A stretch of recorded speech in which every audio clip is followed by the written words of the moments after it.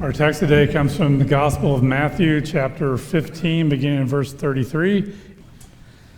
When it was noon, darkness came over the whole land until 3 p.m. At 3 o'clock, Jesus cried out with a loud voice, Eloi, Eloi, lama sabachthani, which means, my God, why have you forsaken me? When some of the bystanders heard it, they said, listen, he is calling for Elijah. And someone ran, filled a sponge with sour wine, put it on a stick, and gave it to him to drink, saying, wait, let us see whether Elijah will come to take him down. Then Jesus gave a loud cry and breathed his last, and the curtain of the temple was torn in two from top to bottom. Now when the centurion who stood facing him saw that in this way he breathed his last, he said, truly this man was the Son of God. The word of God for the people of God. Today is our last sermon in the series of 3 called When Life Hurts. And today the title is Forsaken. As we wrap up this sermon series, I want to ask you a question, and you don't have to raise your hand. Have you ever felt forsaken or abandoned?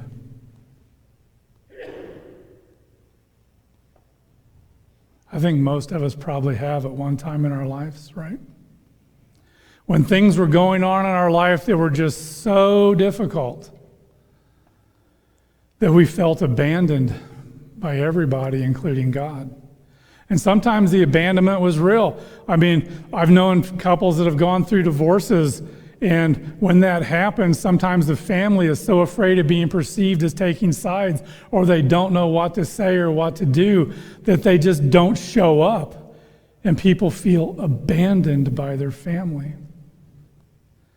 Sometimes in the midst of marital difficulties, and it becomes a public matter with the family doesn't know what to do, they don't know how to handle it, they don't know what to say, so they just stay away. And we begin to feel abandoned and forsaken and alone. You guys know my history with my brother-in-law. He was a very severe alcoholic before he died a year ago. Well, not quite a year ago.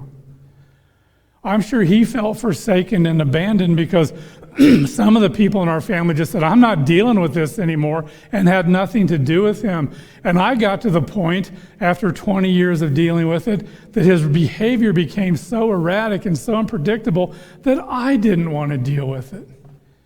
And I'm sure that in the process, he felt alone, abandoned, and forsaken. Have you ever been there?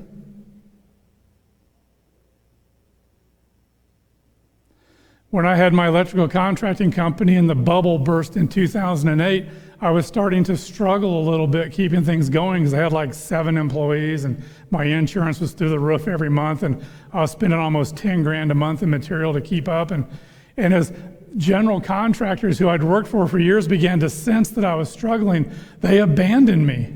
They took the blueprints and lighting plans that I drew and gave them to other electricians to implement and cut me completely out and made me feel alone and abandoned. It's a common experience to feel forsaken. Jesus also felt forsaken, but not for the reasons we might believe. I think because he was quoting the second verse of Psalm 22, his forsakenness wasn't really about God, it was about his life. His disciples, when he was arrested, scattered and were watching in the shadows from the distance, they'd abandoned him. His religious tradition of Judaism had abandoned him and actually were co-conspirators with Rome to put him to death. The Roman Empire had abandoned him, who promised peace and prosperity, bread and circus for everybody. Jesus felt abandoned. My God, why have you forsaken me? See, the theory is that one of the reasons that God became incarnate is so that he could experience what we experience. Personally, up close, physically. That God came in the form of man so that he could experience life and death and joy and pain and suffering and all the things that we felt so that he could walk with us. But Jesus felt more than just abandoned. He was in immense pain. The cross behind me, if it was about another foot taller, it would probably be to scale according to archaeologists and historians. The average cross was anywhere from 6 to 9 feet tall. And that picture you see where they're up in the air, 30 feet up, that didn't happen. It would have been impossible. People were trying to teach them. The painters were trying to send a different message. So what would happen is we believe that the earliest use of the cross that we know of is Babylonia. And we believe that the Babylons taught the Assyrians about the cross, and then the Syrians taught the Phoenicians, and the Phoenicians taught the Romans. And the Romans first began to use the cross. It wasn't a method of execution. It was a method of torture and sending a message. If you rebelled against Rome, if you were a criminal in the Roman Empire, they would hang you on one of these crosses and put you outside the city gates, one, to punish you, not to kill you, but to punish you. And the stuff that would happen afterwards, it would take you years to heal from. They also put you out there to be a warning to anybody else who thought they might want to rebel against Rome to not do it. But it was never meant to be a device of capital punishment until later in the Roman world. We've got a lot of misconceptions about what happens on the cross. We've all seen those pictures where, the feet are overlapping and nailed, and that, in fact, did probably nail some people up that way, but archaeology has found pieces of nail in the ankle bone, and now we believe that what happened is rather than being like this, their ankles were through like that. And they went through the ankle bones because they're much stronger, less likely to tear than the foot.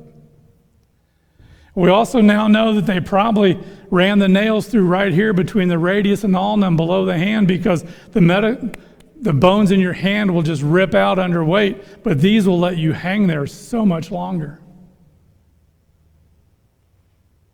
It was a horrible instrument of torture and death. It could take anybody from 6 hours to several days to die on this cross. And what killed them wasn't the cross. What killed them was either exposure or asphyxia. Because as they hung there on that cross, their rib cage would collapse. And you can't breathe with a collapsed rib cage. And pretty soon, there's a lack of oxygen to all your organs, to your brain, to your muscles, and the pain intensifies and the aches increase. And every time you think you want to take a breath, you have to pull up on those nails and rotate on those nails on your ankles in excruciating pain and take in a deep breath. And the pain would be so intense, you'd have to let yourself back down, and your rib cage would crush your lungs. And in a little while, you need to do that again. So every time Jesus said one of the 7 things that we've been told he said in the Gospels, he had to pull up on those nails. He had to take a deep breath and then say what he said. John, this is your mother. Mom, this is your son. I commend my spirit into your hands. It is finished. Eloi, Eloi, lama sabachthani. Why, oh, why have you forsaken me? And I don't believe that Jesus thought for a moment that God had forsaken him. And anybody who would have heard him recite the 2nd verse of Psalm 2 would have probably been familiar with the whole psalm. And the psalm goes on to talk about how even in the midst of the most dire circumstances, God has always been there for Israel and for his people. When they were beat up and put upon, God was there to rescue them. They always trusted God because he had never, ever failed them. And right now you're going, yeah, but he failed Jesus because Jesus died. No, he didn't. Because Jesus rose again. God came to God's rescue.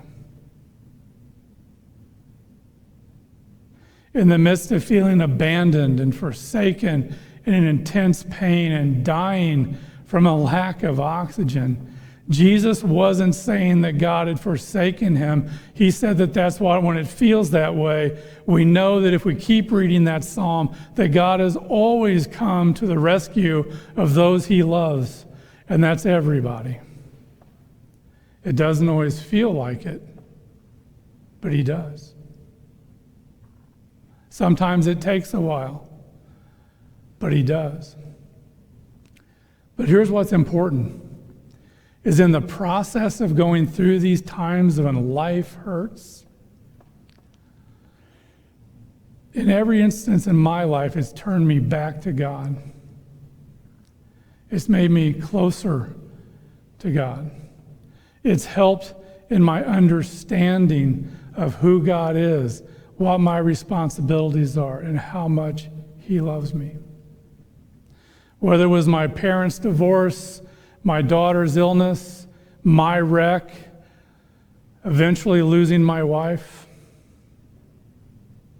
the death of a son-in-law in a tragic accident. Each and every one of those drove me closer to understanding who God was.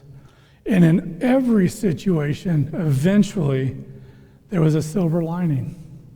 It doesn't happen all the time, but it can. God doesn't forsake what he loves. Your friends might, your family might, your church family might, but God never will. It's during those times where we have to dig in deeper. I mean, if you were an athlete and you were struggling, you would just work harder, right? Well, why should it be any different with our faith? If things aren't going our way, if we're struggling, why would we abandon God because we think he abandoned us? Why wouldn't we dig our heels in deeper and pray more and study more and seek out help more to get through that difficult time when we feel alone, hurt, or forsaken? It doesn't make any sense that we just quit. And yet a new statistic says that 2.7 million people are leaving their faith traditions every year because we tell them things like, well, God must have brought that into your life to teach you a lesson, to make you a better person. And other things, by the way. It's not just that. I honestly don't know how to end this sermon. I've been fighting this for a week now. Because I want you to walk away with this sense after these 3 sermons that life isn't hopeless. Even when bad things happen, God is still there. But so much of that is in how we decide to perceive what happens to us. And that's called faith. That's where the rubber meets the road. When a bad thing happens to you, are you going to blame God? Or are you going to believe God forsook you? Or are you going to look for the real reasons that those bad things might have happened and look to God for the strength and comfort to get through it? Because God never leaves. The Psalms say our fathers trusted in him and were never disappointed. Never.